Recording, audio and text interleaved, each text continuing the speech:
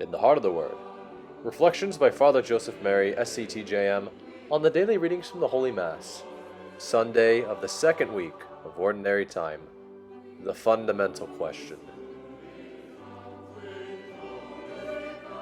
God bless you, dear family. Today in the Heart of the Word, Andrew and John the Evangelist, who were both originally disciples of John the Baptist, begin to follow Jesus.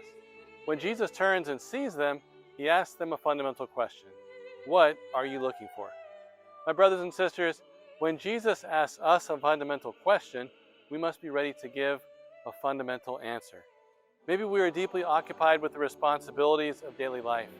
We have so many things to do in a very complex world. Maybe we have many plans ahead of us for our careers, our families, even ministries or relationships, all of which can be for great and even noble purposes. However, our ultimate goal, the one that we should have in all of our plans and the one that we can never forget, is Christ himself, who alone satisfies the human heart. As St. Paul says in his letter to the Romans, all things work unto the good of those who love God. My brothers and sisters, like Andrew and John, let us honestly answer the question that Jesus asks us today. What are you looking for? Let us listen to these words of Mother Adela.